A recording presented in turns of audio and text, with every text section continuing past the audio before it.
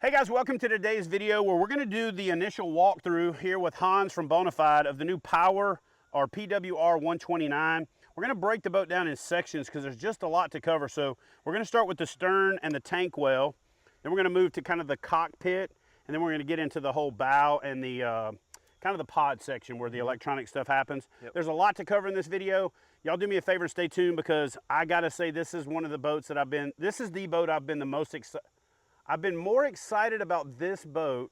Hold on. I haven't been this excited about a boat in a long time. You know, Absolutely. This thing is like, it's a battleship, still looks like you can paddle it well. It's a kayak rigger's dream, both if you like to get innovative or if you just like everything to be ready for you.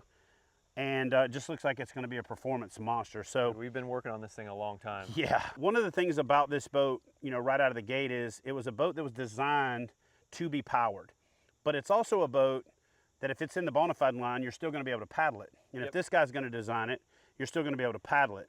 So it is a boat you could buy and do nothing to it for a couple of years if you wanted to. It's a boat you could buy and drop everything under the sun on it or somewhere in the middle. So Hans, let's start and talk about the tank well because there's some stuff here that's a Bonafide first. I'm just going to let you talk about the tank well. If there's anything I think needs to be added to it, then I'll just kind of throw it in there. Jump on in. Yeah, the big thing on the tank well and the stern area is, of course, the fact that we've added a rudder to it, and it's going to come retail with a rudder installed. What's really cool about that for motorization is that if you motorize from the stern, you're going to have the rigging lines ready to go so that you can route it to your stern motor, and those run to your foot braces so you can steer. You can steer from your foot braces to your stern motor. If you motorize from the bow, you're going to be able to use the drop down rudder because it actually stores up in the boat. You're going to be able to drop it down and steer the boat from the stern as well as from your bow motor. So you're going to have that dual capability. And then if you don't motorize the boat, which you can, you know, this is a boat you can paddle, which I still love to paddle a kayak. So you're going to be able to do that. The cool thing too is that you're going to have that rudder steering ready to go right from the store. And just to clarify, we're not talking about it's rudder ready. That rudder is included.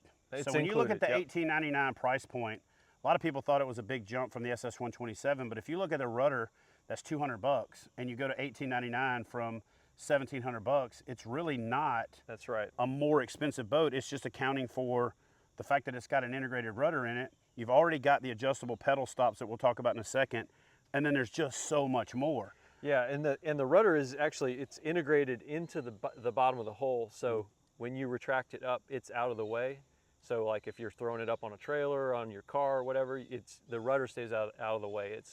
It's protected by the hull of the boat. So for folks that are familiar with like the P127, which had the rudder installed, it's a little bit more exposed. You got to be very mindful if you're backing up. If you run into something, you have the potential of fouling up or breaking that rudder or knocking it off of the spring mechanism. But with this, it's hidden and protected in the hull, a lot like the skeg on the river and the skiff. Right. And I'm going to kind of put it into user language, what you said about the rudder system. Because the rudder is connected to the foot pedals for steering, if you decide you're primarily going to do stern, all you have to do is take the cover plate off of the rudder connection and take your cords and either tie an extension on or slide out the adjusters and then connect that to your motor. Now your motor steering is basically built right into the hull. You don't have to go out and do a Jeff Little configuration with 18 Yak Attack parts and slider tracks. It's like made into the hull. And the stern actually comes with,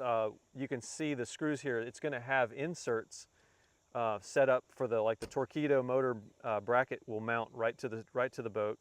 And then if you want to add power poles, we're going to have inserts on the boat, and then we'll have these are accessory plates where you can mount your power pole bracket to the plate, and then you can take the plate on and off the boat as you need it. So if you don't need the power pole that day, you just leave it behind. Now guys, as we go along, if we say accessory plate, that means it doesn't come with the boat. But for the most part, everything we're going to talk about, unless we say it, I'll try to call come that with the out. boat. Yeah, we'll call that out. But I would say that just looking at some of the stuff that we've talked about, this might be the most accessorizable Bonafide ever made. Absolutely. And Bonafide intends on it or has plans for all of the accessories to be right in the product line. Is that right? That's right, yeah. So you can buy the boat and you know that you're going to be able to come get the accessories for the way that you want to rig your boat out. But if you're one of those DIY people that likes to buy a cutting board from like Family Dollar and trace it out, you can do that. You can do that too. But we're going to do it for you if you don't. Yep. One thing, Hans, that I want to point out that I know that a lot of guys like you that are designers and really experienced people might take for granted is you see stuff like this and you don't think about the improvement that it's made. But I want to talk about this little ridge that the motor plate sits on and the little channels that are made here. One, those are going to accommodate the steering cables a little better. Two, that's going to provide a lot more rigidity. That's you right. know, one of the things that you get into with the SS127 is because that flat space back there doesn't have that, with the motor you get a little bit of flex. With this bulkhead, and because this boat was designed to be motorized, little stuff like that is just going to make that motor that much more rigid, and you're going to get rid of that flex. And not only that, so this has been designed for the motor to go here, but also the stern of the boat, the way the boat releases water off the back of the boat, it's all been designed with the intention that you are going to motorize this boat. So we're trying to think through all those things as we go. Yeah, and then one other thing, since we're talking about the cockpit separately, but we'll talk about that from the back of the seat to the back of the boat is longer than it was on the SS127, which puts the angler a little further forward, puts the CG a little further forward, gives you a little bit more volume in the stern, but allows that boat to plane a little better. Still not a planing hole, still a displacement hole because it's a kayak that you want to be able to paddle, but a heck of a lot more of a planing hole than probably anything else out there, especially for motorizing the boat. Yep. So I threw my black pack in here. This is the 13 by 16, but we test fit it with Gene's 16 by 16 and a 13 by 13. So you could put a 16 by 16, you could put a 13 by 16 in the front if you want to use that for battery packs or other accessories, or if you're like Gene and you carry 850 pieces of tackle. Well, because you know, the other thing too is like I've seen a lot of anglers are now taking a 13 by 13 and putting all their batteries down inside that, so you can have that up front and still have the full bay back there. And then also this tank well is now set up with more structure because it's going to need to support more weight. Right.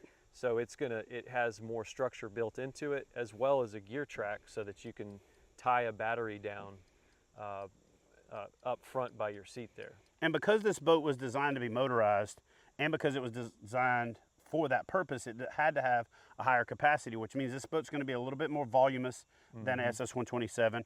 But one of the things that I'm a fan of, and you can attest to this, I've been screaming for this for like 10 years with all the boats we've worked on, it's a shallower tank well.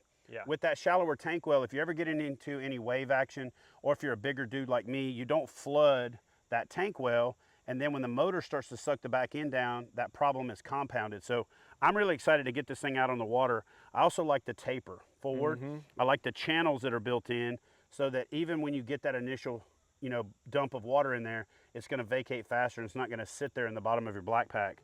That's right, and it's tilted towards you, so your black pack is now facing you, so it'll be easier to reach it from the seat, which is also a little bit higher. And it also kind of slightly cants your rods forward, so for those guys that have a tendency to hit their rod on the back cast, it's going to be right there in that perfect spot. Now I did throw the sideline bag on there because I was just trying to kind of show how much more room you've got, but I'm going to take this off of here for the purpose of continuing this conversation. Little inset in here. You've got the track. You could use the track to tie down your black pack if you wanted to, with a strap to the, like a Yak Attack, 90-degree tie down. You could do the same thing with this security bar over your battery. There's just a lot of really well thought out stuff, but this is new for Bonafide. It's also something that, because of Big Adventures, is native and Bonafide, that's crossing over from one line to the other. But talk a little bit about these access hatches. And just talk about that. So this is our PowerLink hatch. This is pretty cool because it allows us to put openings on the boat in different places. So you've got 5 PowerLink openings on the power, where you can route things now. And the hatch cover itself is gasketed. It's built onto inserts, so you can screw it in and out as many times as you'd like to. You drill this part, so you can run all of your wiring through this part into the boat. You don't have to drill your boat.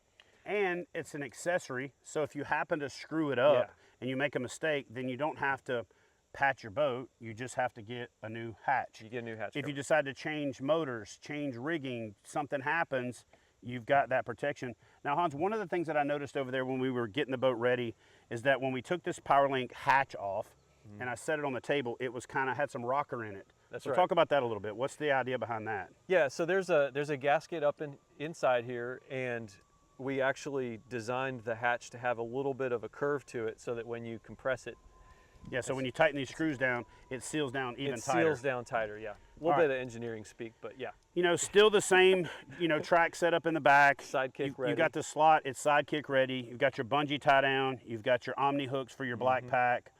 Anything else, you know, major that you want to point out back here in the back?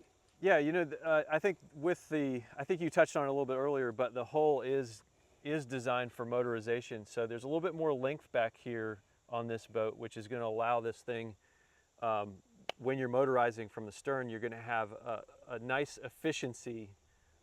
When let's say you're running it at 50% battery power, it's going to run really nice and clean at 50, and it has a nice small wake at the back. So it's pretty cool to see. You're going to see how that is when we get out there, but I'm excited because with this boat, I was able to actually move the seat position a little bit more forward, and we still have lots of room up front too. So that's pretty, been a nice part of doing this PWR. You know, and as a guy that helps design boats a lot myself, has a design eye, one of the things I noticed is that the tank well actually to the stern of the boat tapers a little bit more than the SS127. Yep. And that might be counterintuitive for a lot of people. A lot of people would think, well, if you want the boat to be motorized, shouldn't the ass end be like super wide and all that? So talk about the idea behind that stern getting a little more narrow as you go back towards the motor. In just very general terms, this boat is what I would call closer to a fish form design versus other more symmetric designs. This one is very fish form, so the water parts up really up towards the rod holders, and then as it comes back, it starts to quiet down, and then it releases off the back, and that's a long way of basically saying you're going to have a better efficiency off the back of the boat. And the boat speed always comes from the back of the boat. These don't plane, you know, kayaks don't plane out. So you've got to make a boat that's going to basically move through the water as quiet as you got to find that balance. There's a balance, exactly. And then one tip that I'll tell you guys about motorized kayaks is a lot of people want to go full bore, and sometimes the boat actually passes its optimal speed and efficiency and range before you get to maximum power. So start playing around with your motor as you're motorizing these boats and adjust the wattage or the power until you're not gaining any more speed, and that's going to be your max efficiency and most likely your max range. But I see so many people gun it. I see them going through the water like, whoa, and they're just digging in and basically plowing water, which is making them less efficient. They're not going as fast, and they're wearing their battery out faster. So anything else you can think of that we need to talk about back here in the stern section? Man, you know, I will say this is a pre-production boat. We're just, as you said, we're just working through the details of it. There will be rod holders on the towers back here as well. Will that come stock? That'll come stock. Okay. Yep. And then on the moving up towards the seat, we'll get into the side plates and all that kind of stuff.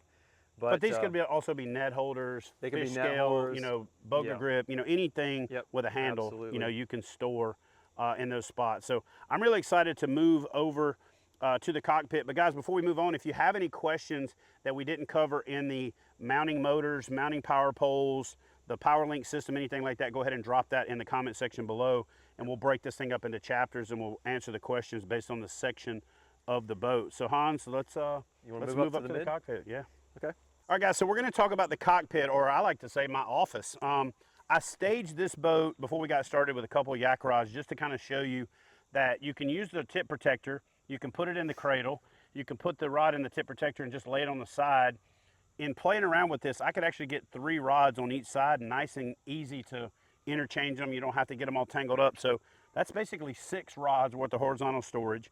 You still have the ability to do the old school way, which is to set it on the actual seat bar, and then you've got this bullwinkle design up here on the thing. So I just kind of wanted to show that because that's one of my favorite things about Bonafide is the ability to have my rod storage. But what we're going to do is we're going to go ahead and pop these off of the boat for now, and we're going to get into the business of the cockpit. So there's a lot to cover right here. Yep. And that's a good thing. So with the seat, You want to talk about this? it's not the same seat from the SS127, even though if you look at it on the surface, it might look like that. What I like about it is it's wider for us bigger dudes. How much wider? It's almost 2 inches wider. Yeah. That might not sound like a lot, but you know, 2 inches is a lot, Yeah. especially when you're talking about the fact that it was already pretty wide. One of the issues that's been addressed is getting rid of the screw head that's sticking on the inside of there, but that little bar right there is going to make these seat straps even more secure, because that's been one of the issues, if you want to call it that, over the years, is that little plastic thing breaking. Yep. That's been fixed, but again, now even making it that much more robust is amazing. So let's just take the seat out. You know, we got this, got the little security clips that hold the seat down, so when you stand up, the seat back doesn't fall forward. It's still the high-low seat. Yeah. In functionality, it goes from high to low. So you got these little wiper knobs basically that lock the seat in. I guess before we take it out, I'll go ahead and demonstrate. To go to the low position, all you do is fold this bar forward, put it in the other cradle, and then the thing locks back in to the exact same position. Yeah. One of the issues with other boats is when you go from the high-low position, you change the CG of the boat. You either got to go forward or back, and if you're a bigger dude, it changes your foot pedals, it changes everything. And so with this boat going into the exact same footprint, yes, your leg angle is going to be a little bit different, but the fact that you're not changing the performance of the boat is a pretty cool deal. Yep, And it's super simple. It's very simple. It's the boat supports the seat really well in both the front legs and the back legs. And you're right, the seat doesn't shift forward much in order to go to the low position, so that's nice. It doesn't change the way your boat trims out. The other thing that I really like about it is when you put it in the low position, and you can actually still fold the seat back all the way down, so that when you're loading it in your truck, throwing it on a trailer, or roof-topping it, you don't have to fight the seat. You can go right? under And a a lot bump, of the other situations, you can't put the seat back down, so I love the fact that you could put the seat back down. You could even take your hooks and secure the seat. So what we're going to do now, just so we can talk more about the cockpit, is we're just going to go ahead and pop the seat out and talk about there's a good look at the bar in the back. There's not a lot of fancy pieces. It's just basically sitting right on the boat frame itself. And the seat position is just a little bit higher than the SS127 seat position. And that's a combination of the fact that the seat's higher and the deck's lower. Is that right? That's right, yeah. So you're not going to be higher above the water per se, but you're going to have a perceived height increase because your feet are going to drop down more. Yeah. So for you folks that feel like if it's much higher, it's going to be way too tippy. It's not going to be tippy. It's just that the seat position to your, basically what I call the what I call the hip knee angle, good Lord. So basically what I like to call the hip knee ankle drop, that whole thing, that's what makes the SS series and pretty much all Bonafide kayaks so comfortable. So the fact that that was addressed, and you're still going to have plenty of volume, and you're still going to have actually more cockpit space. You have more room, yeah. So let's talk about the inside underneath the seat. We've got some stuff that's going to pop out immediately when you look at this boat.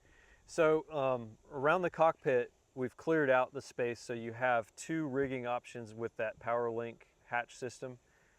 If you're running a battery in the back, you can route wires over this bulkhead and run them in this back PowerLink hatch. It's just going to give you the opportunity to get your wiring inside the boat, so it's nice and clean, keeps it clean. And then you also have one at the side here, and these have been designed too so that if they will actually accept those fairly standard marine switches. So if you wanted to put a switch plate on there and run some lights, something like that, you can run your switches off to the side, and it's kind of out of the way, but it's nice and clean. So you got that space is really important, you know, for routing wiring, but we've tried to do it in such a way that it keeps it really clean and out of the way. And then of course, right beside the seat, this is like the most important area on the boat because it's within your arm's reach. So we got a bunch of options here, and really this is the rigging side of it. You can make it yours, you know, and how you want to rig it, but there are inserts built onto this sort of a side deck.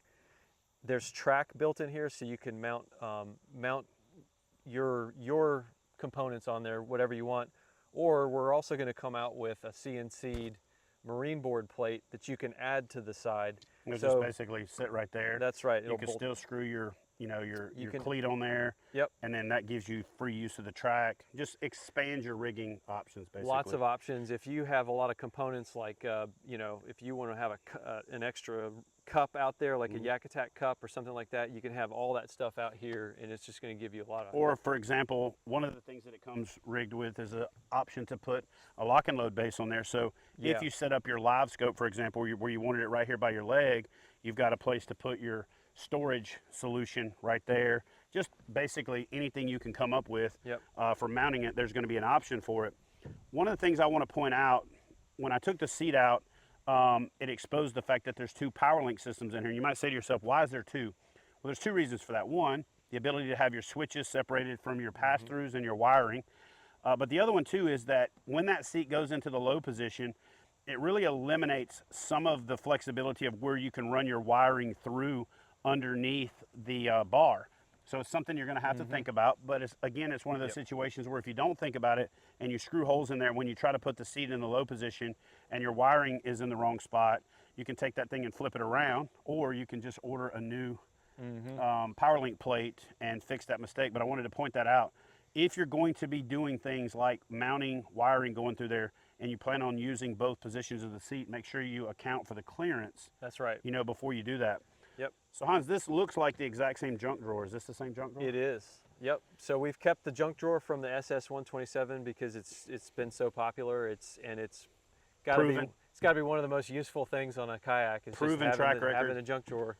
That's where our soft plastics go, and all our I've got stuff in here. I've got my fish grips in here and things. So yeah. Scupper plugs, tools. Soft plastics. You got your little cover here. I keep a cover on mine, and then of course it goes on the center track, so it's fixed to the boat, but you can slide it out if you want to get in there.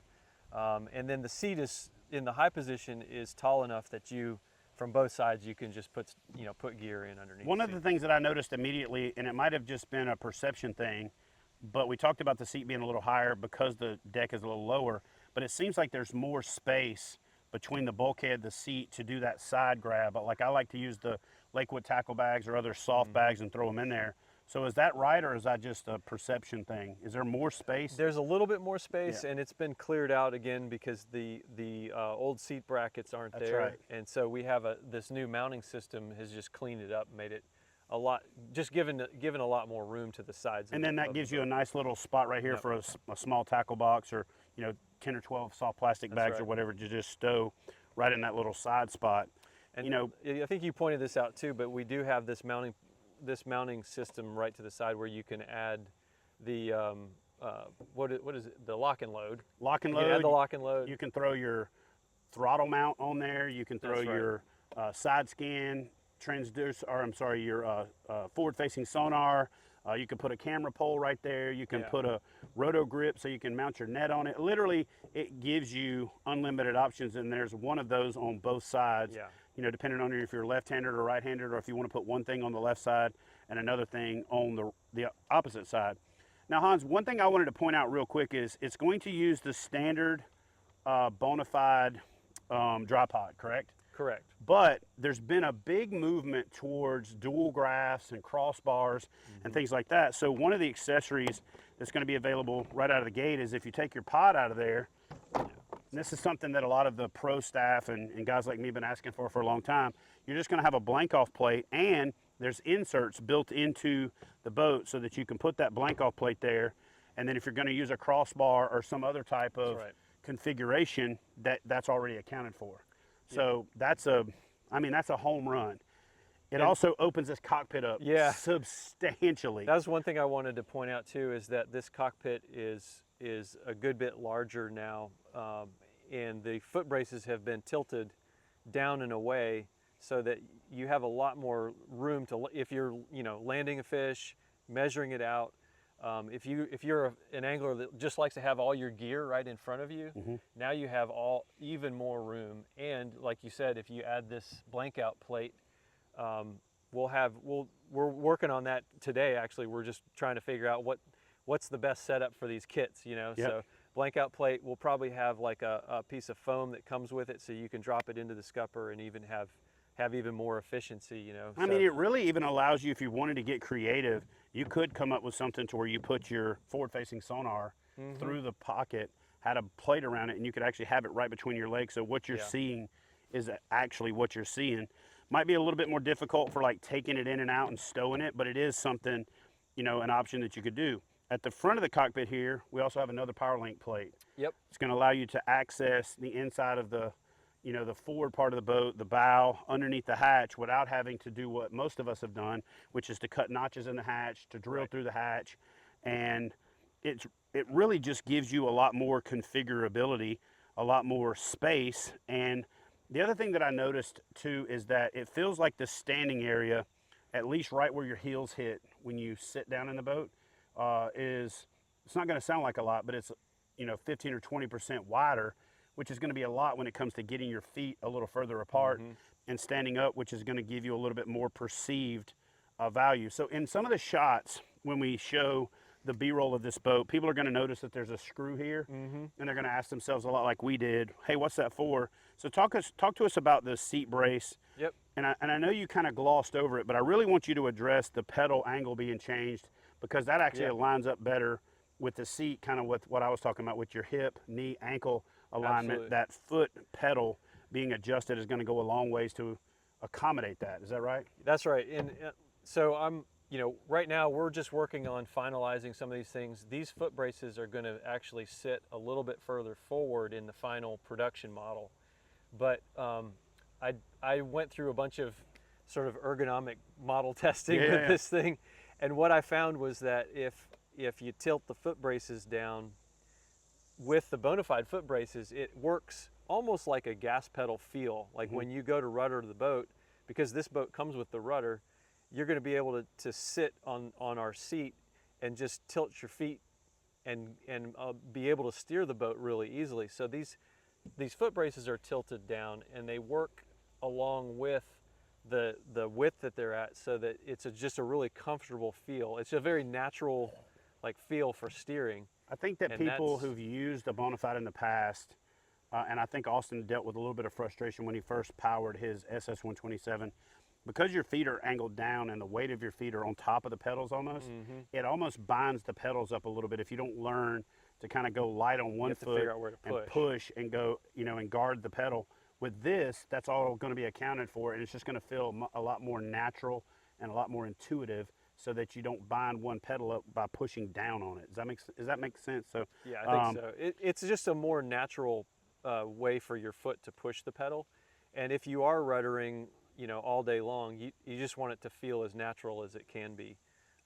So yeah, so this is actually really cool. I think you're going to love the way that feels. Yeah, so to clarify, the pedal itself didn't change. It's the angle of the track that's going to more align with the seat, which is one of those things that's like it's kind of like a, holy crap, why didn't we think of that sooner? But you always think, well, the pedals have to be even, and then we kept raising the seat higher and higher in the world of kayak fishing. Yeah. And you're the first person that's thought, well, let me align the foot pedals tracks with that. So that's genius, you know? And that's actually a really good point. I should have said that, is that because the seats have gotten higher in fishing kayaks, which is better for everything, for casting, for visibility, you know, being able to see. For sitting and standing. Sitting and standing, all those things. Because the seats have gotten higher, the pedals have become more awkward to push, because we're still pushing the pedal straight out. So by angling these down, it's about 10 degrees of angle. By angling them down, it just gets it more in line with that higher seat position. So that's sort of how they work together. So yeah, that's the whole pedal position thing. And then the other, I was going to point this out too, the other thing that I've done here is I've added a couple of rigging locations on the side of the boat. So along with stern mounting the boat, if you go to raise your motor, you have a couple options here for, this is maybe a little bit more advanced rigging, but you have some options for places to add. Like I have here, I have a lift line rigged right beside the seat. And this is out of the way, but it's right where you're sitting. So yeah, so you just naturally pull up. So you're just naturally pulling it here, as opposed to reaching behind you or leaning really far forward. I tried to position this stuff right by the seat so it's a natural lift. And it's making use of dead space. That's right. Creating a little bit more structural rigidity with some more angles there. Yep. And just keeps all of the geometry right. Yep. So I threw the dry pod back in because one of the other things I wanted to point out is there's a really sweet integration for the catch board. Just everybody's like, so where do I put this thing? And I came up with a pretty cool thing by copying an idea that I saw one of the anglers using on the KBF Trail series of using the double header with the rotor grips, and it's in that nice, clean, sweet spot. But the fact that you built this in right into the hatch is pretty slick. But I'm going to take that off so that we can now jump into the stern of the boat. All right, so guys, we covered a lot in the cockpit section, but do me a favor and leave a comment in the comment section if there's anything about this part of the boat that you feel like we didn't cover adequately, and I'll get Hans to jump into the comment section and we'll do a Q&A down the road once the boat's out there and there's a lot more stuff going on, a lot like you and Gene did on that first introduction. But what we're going to do now is we're going to move forward to the front part of the boat. And in the past, from here forward was pretty much, okay, there's a hatch and a bow, but now there's a whole heck of a lot more going on. So this is a whole section of the boat that deserves its own conversation. So now we're going to jump into the bow of the boat, and yeah, here we go. All right, Hans, so I'm going to give you my initial kind of overview of what I see here, and then let you tell those guys at home like what it's all about. All right, first and foremost, you got your two power link setups. That way you can go from your electronics inside of here. If you got a bow mount, you can go through there and you don't have to kind of get creative with it. The hatch itself, still using the whole double header concept, so you can open it, you know, in either direction, which is awesome. But the hatch itself has been redesigned. I know there's even discussions about maybe making a plate that goes inside here to create some dead space storage for maybe like spare props or tools or those things that you're not going to use every day, but you want to have them with you. The hatch itself just looks cool. You got a little Bullwinkle-ish, you know, type accessory there. Yep. And then obviously you got your tip protectors. I think this might be the best job of integrating the tip protectors in, where when you use the rods in a stager, you can still do everything you need to. Yeah. I see a lot of tip protectors that are put on boats, and you can use them as long as you're not pedaling, paddling, or trying to put your feet in the boat or sit in it. And with this setup, I think it's the best application of tip protectors that I've seen because it lines up really nicely. You can go around the outside and stage a rod. You can go right onto the seat bar, or you can go on the seat stager. So couple of inserts, the standard ball strap, the same fat grip handle, but a lot of geometry going on up here, a lot more volume than has been in the stern of a Bonafide before, or the bow of a Bonafide before. So, man, take it over and talk to us about the bow of this boat. Yeah, this is really cool. The capacity of this boat has been really designed so that when you add a motor, it shifts your especially when you add a bow motor, it really shifts the trim of the boat. So this capacity has really been shaped for that. So when you stand up and you have a motor and a battery and all this gear, the boat doesn't shift trim and it still stays nice and level, and it feels really good. So I wanted to say that about just the shape of the bow and the size. And the other thing you see here is you get a lot of structure out of all of this. So our bow hatch, for example, you know, the hatch has now been designed to be a little bit drier. It's also has more structure around it, and it's bigger. You got to have more structure because you've got a bigger opening. You can still get rods down the pontoon, so you can store rods down the side. We're going to look at doing an accessory board on the inside so you can mount your scope, your computer for your scope, so you can do some internal routing there. But one of the really cool things about the bow now is that you have your power link plate at the back, and then you also have one at the front here. So you touched on the fact that you can route your wiring down inside. You don't have to go through the hatch and over the hatch rim in order to route your wires. You can just go right through these plates. Well, and one of the things too, if you put your bow mount on there, you can run your wiring in here, but if you don't want your battery right there so that you've got your battery weight and your motor weight, you can go through the hole, you can come out the other power link behind the seat, and you have your battery back in the stern.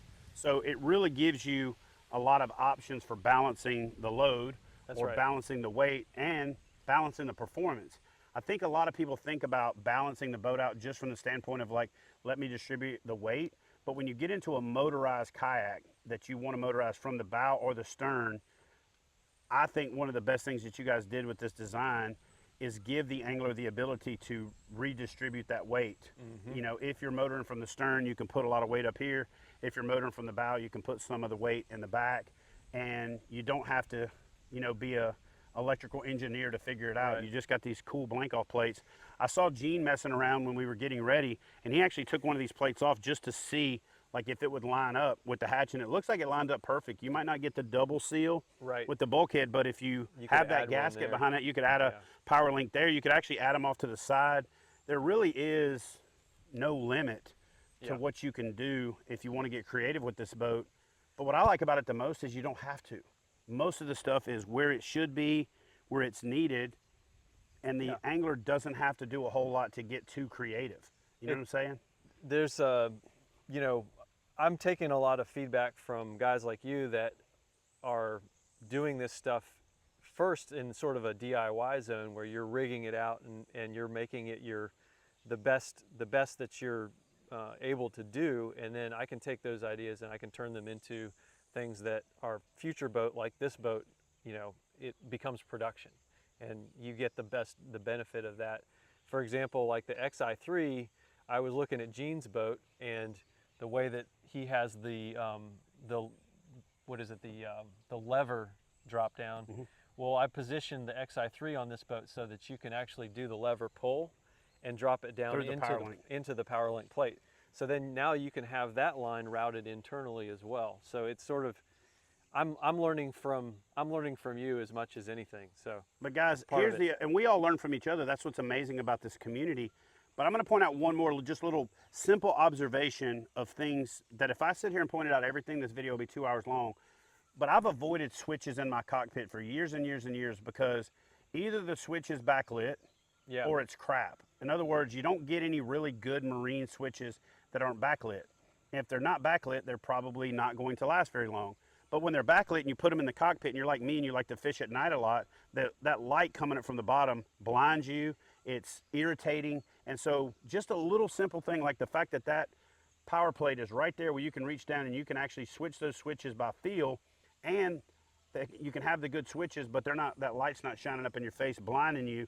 And it's just making really good use of dead space. That's right. Is what's pretty freaking cool about that power link plate. I also think you could even use that power link plate if you're like me and you like to pull the motor up with your right hand, is you could actually set your pull right there instead of using the front because you got long monkey arms like I do.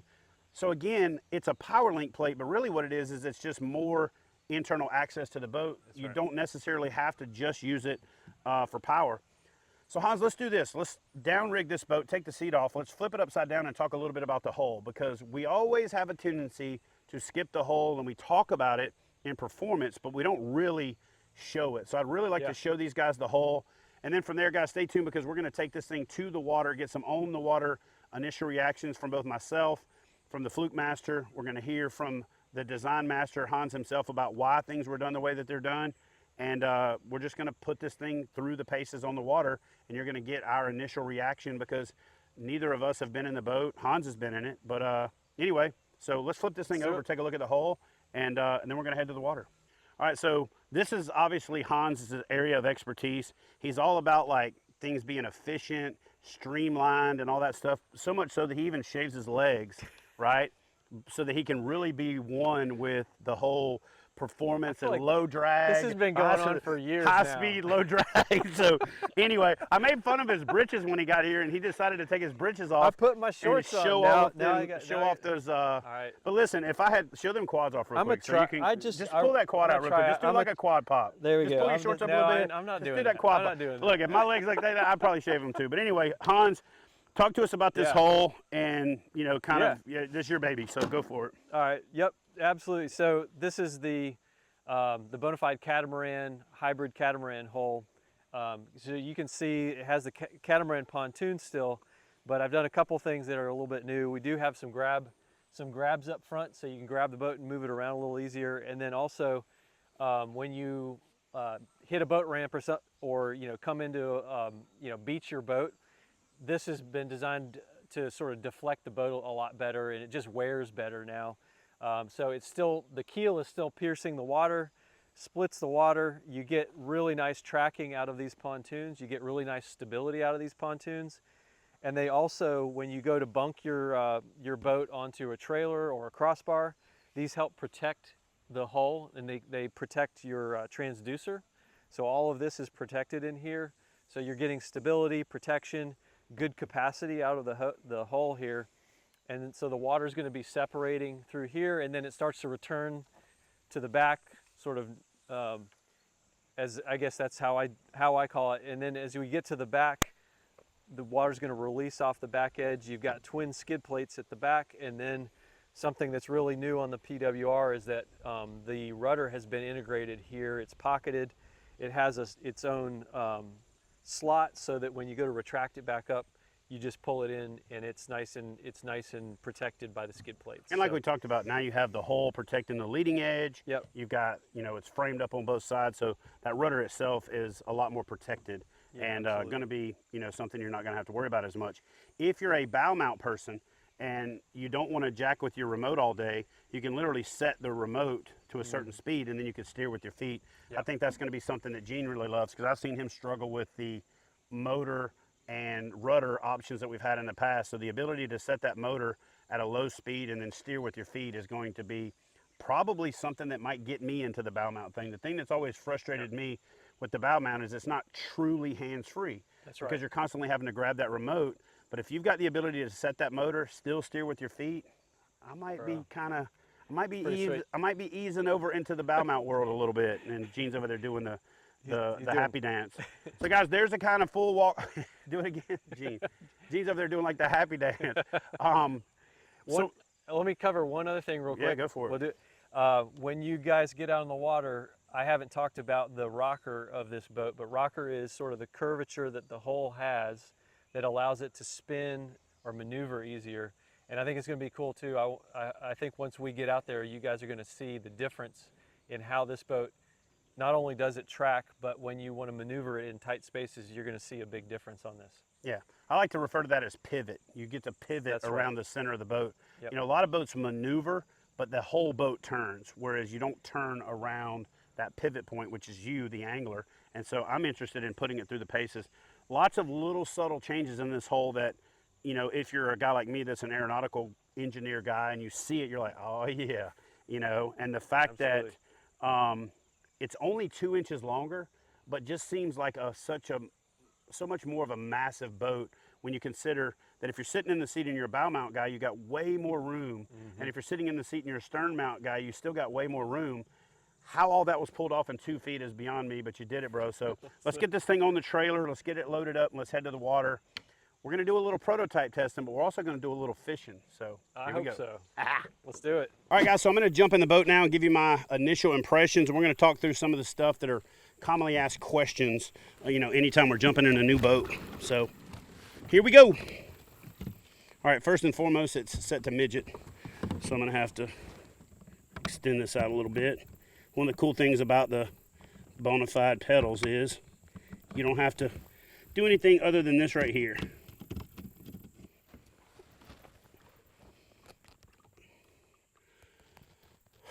Wow. All right, so from a stability standpoint, yeah, I'm used to preloading the Bonafide SS127 like on one side or the other. It's just like a natural thing for me. I stood up in this boat and like the initial stability, like even when as big as I am, you got to really push to even get it to go in. But then if you push down, you get an even more actually the secondary stability so much it like pushes you back. It's kind of like pushing a basketball under. So you guys out there that are big fans of initial stability, this thing is going to have crazy initial stability. And from a tracking standpoint, it's going to be a little bit different than what you're used to with the Bonafide, because most people think tracking is whether the boat spins. Tracking is when you're underway. So if you guys that think tracking is just if the boat turns when you don't want it to, obviously the motor's down right now, so this thing has got a little bit more resistance, but golly, from an initial stability standpoint, I can't think of a boat I've been in that's more stable. And I'm not just saying that, like this thing is like, I mean, you want to talk about the Captain Morgan trick.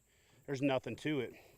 If I push down on 1 foot, I get some water coming into the cockpit just because, again, I've put the water on 1 foot, but I'm right at 300 pounds, and I've got water in the little channels by the scupper just because it's kind of coughing in and out, but I got no water in the cockpit. And then when I sit down, it's like super dry. So one of the questions that I get a lot about every boat is how much water's in it.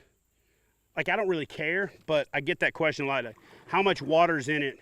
And this boat's got no water in it, sitting or standing, even at my weight. And if I stand on 1 foot, some water came in from that opposite side. So again, dry cockpit, which is not the case with my SS127. I've always got a little bit of water in there, and you could, plug the scuppers, but I don't like plugging scuppers. I'm gonna paddle it first before I motorize it. So I'm gonna pull the motor up, kind of lock that in place. All right, so let's do some paddling. God, this seat though, bro. Good, dude. I got more room. I don't feel squeezed. I would say that we're probably going to want to take these tabs and either move them to the outside or just bend them out. Let me do a little paddling and see how we do here.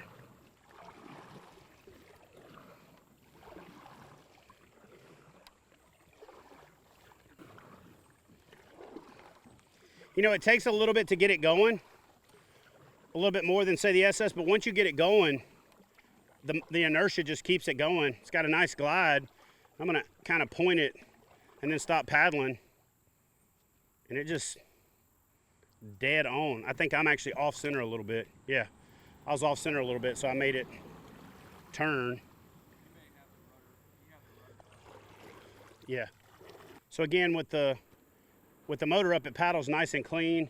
You still got maneuverability if you need it, but it's the amount you put in. It doesn't just keep on going. You know what I mean? It's like, sit, Ubu, sit. It's like, golly. So biggest complaints I've heard over the years, hey, I'm a big dude, I don't like water in the cockpit. That being said, I'm an SS127 fan. I'm also the guy that says, this is a water sport. I don't mind my feet getting wet. I'm getting in and out of the boat all day long anyway. Usually wearing some kind of water shoes when it's warm, or some kind of booties. I mean, when it's cold, or some kind of, shoes like Crocs or flip-flops or something when it's warm. So my feet being wet doesn't matter. But this thing is dry. I'm gonna stand up again. Like, golly. You don't feel like your feet are forced in that pigeon toe or kick your heels out thing like you have to do in the SS127 to get your foot in that little pocket. So a lot easier standing for people who just intuitively want to be able to stand up and then just sit down.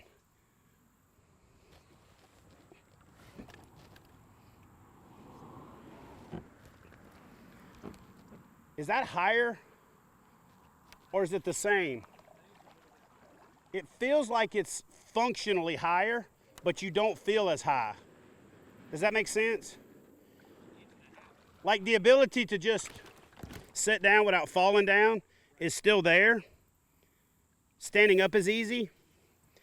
But in the SS127, you're aware of how high you are. Does that make sense? My height to the boat seems less because the gunnels are up, but my height to the water seems more, but I don't feel like I'm aware of my instability like I am when I first get in my SS127. Does that make sense? Like, if I've been in another boat for a week and I go back to the SS127, I feel like I'm in like a sky crane. Right. Yep. This boat doesn't feel that way, even though it's higher. And this is gonna sound crazy, and it maybe doesn't make sense to anybody else, so I'm gonna try to say it. When you look at this boat not sitting in it, it doesn't seem that big. When you get in it, it seems massive. Does that make sense? We were talking about it right before you showed up.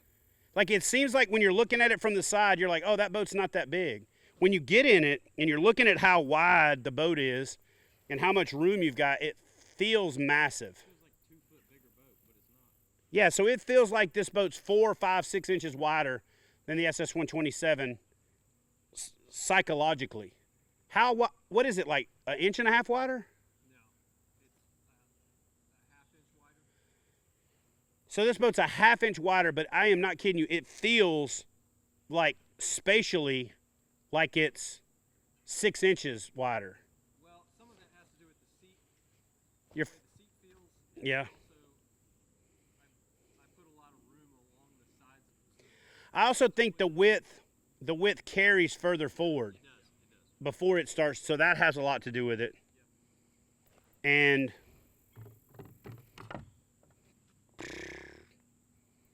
I like it. How does it feel for a fat guy? Dude, this thing is fat guy approved. I mean, usually if you put your leg and get completely off to the side of the SS127, the top of the gunnel is at the water's edge. And I mean, I'm the kind of guy that when I'm fishing and if the wind's blowing or something, I'll put a foot in the water to create drag on the side that I want to not turn that way or to turn that direction. And this thing, I have to reach to do it, and then nothing happens. Like I don't, you know what I'm saying? I got to legitimately shift my shoulder and body weight over to that side. Golly, bro. Here's something that I've wanted to do since the first time I saw the design. I want to beach it because I do videos on how to launch and recover a kayak, and I talk about going parallel because everybody has the tendency to run into it like this. And when they do, they're up on that real skinny keel and they naturally get inherently unstable. And you're hitting that very localized edge when you're rubbing it back and forth. And we always get those warranty requests from people who wore through their boat and they don't understand that, like, that's not a warranty thing. That's a you wore it out thing. If you walked around on your tiptoes of your shoes and you went back to the store and said the toes wore out, they're like, you're not supposed to walk on only your toes. That's what happens to hulls a lot. This thing does not feel unstable because you got that flat keel, but it's not so flat that it's going to turn into some kind of drag in the water. It's a lot like the river where you've got that flat patch for like wedging on stuff and it's going to scoot over stuff. So I feel like this thing's going to, and I feel like it floats higher. So it's even going to go through that skinny stuff that you can't necessarily go through with the SS127 because it bunches it up more. So we'll go test that here in a minute, but yeah, that was one of the things I initially wanted to check out as well because I tell people do not do this, but with this boat you can do it because you got a flat keel. The other thing you're gonna not have is like if you're motoring along real slow and you run up on a log, that first part of the boat is always the skinniest, so you're like whoa, whoa, you know, and you're still going up. This feels like if I run up on a log, it's gonna have enough flat that it's gonna be stable, and then you just back off of it. So I'm gonna go give it a shot, but dude, this thing is, you know, for a lot of people, and also for myself looking at it virtually, so I'm gonna share this thought process just because I think it might be the same thought process a lot of people who are like me are gonna think. Well, I love my SS127. Why would I spend more money on a boat that's only 2 inches longer? And for a lot of the things that we talked about in the walkthrough, we kind of covered that, but like this is a different creature. I didn't think a boat that was the same width or a half-inch wider, 2 inches longer could be this much different. Does that make sense? Man. Golly, dude. That is, the seat too, just that 2 inches for us in the big boy crowd. And then the fact that the seat straps are not digging in because of how wide it is. And these sidebars right here are not pushing your legs together. You can just naturally be a little bit more comfortable. I also feel like it's going to make the getting into the junk drawer experience. Yeah, it's easier to get to the junk drawer because you can have your feet a little wider. There's more room in the cockpit. Yeah, I can't wait to load this thing up with gear, you know, fishing gear, and actually go take it out in a fishing scenario. But one thing I do want to do is play with it under power real quick. So let me do that. All right, so one of the things that I wanted to check right out of the gate was low and high speed cavitation. Like what type of hull noise do you get both at high speed and more importantly at low speed, because at low speed you're actually fishing. And so I did the 3, 6, and 9 watt kind of settings and had 0 cavitation, no hull noise up at the front, no cavitation at the back, which one, it's more comfortable, doesn't have all that irritating water noise, but it also is better for fishing. The other thing that I did is I tested a couple of range comparisons. So what I usually do on my SS127 is around that 100 to 120 watts. I'm in that 3 to 4.5 mile an hour range, depending on how I've got the boat loaded out. With this boat, I was doing 3 miles an hour at about 70 watts, even with my big butt in here and a full, other than rods and reels, loadout of how you would fish in this kayak. And I had a 46-mile range with the Torqeedo 1103. I bumped it up to 4 knots, which is faster than most bow mounts are ever going to go, and faster than most people actually get to go in a motorized kayak. Still had a 38-mile range at 91%. So if you translate that up, at 100% battery, you're talking about a 40-plus mile range at 4 miles an hour and a 50-plus mile range at 3.5 to 3 knots. And, jumping up into 5.8, I still had a 6.5 mile range at 5.8, which is, basically me going as fast as it would go and backing it down just a little bit. And so let's just say you're at the end of the day and you've got 5 miles to go. Gun it and go, because the boat sits a little higher in the water. There's less wetted surface, less coefficient of friction, which is a fancy word for drag.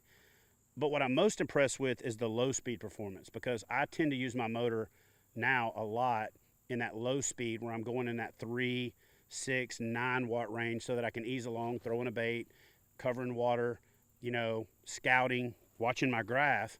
And this thing is almost using no battery doing that.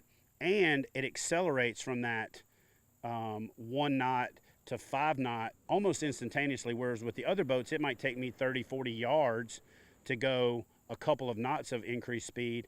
And then it slows back down pretty quickly as well. So overall, from low speed, intermediate speed to up to high speed, this is the best performing motorized kayak that I've been in yet.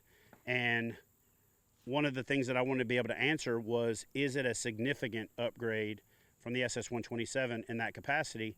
And the answer to that question is yes. And it's because it's 7 years removed from when we designed that boat. It was purpose built as a powered watercraft. It still paddles well, and the deck outfitting, configuration, and the configurability of it is a quantum leap over what's on the market right now. So it'll definitely be bumping the SS127 out of the primary position for my big water tournament setup, primary advanced fishing kayak, because this is, like I was hoping it would be, up there with the best performing boats, both paddling and under power, that I've ever been in. And I'm really looking forward to the next phase, which is Hans taking all these little bits of information, taking them back, making those final little tweaks, and this thing coming out there. Because what I'm most excited about is seeing what you knuckleheads do with this boat when you start to go, ooh, I can do this, and ooh, I can do that. So can't wait to get one. And hopefully in a couple years we'll also get Austin one of them, because I think he's ultimately going to love this boat after he spends a couple more years in the SS127. I'm just kidding. It'll be about 6 months. All right, guys, so we only had a little while to get out here and fish, and I got a chunky little creek fish here on Lake Gunnersville, North Alabama. Man, I got to tell you, this boat checks all the boxes. Stability, comfort, riggability, affordability, performance, the everything else, and what Bonafide is famous for, fishability. Oh, man. I tell you what, guys, I have not been this excited about a boat. I would say in a long time, but I've never been this excited about a boat. The only thing that sucks is I'm going to have to wait like a month like everybody else to get one of these so I can actually fish in it.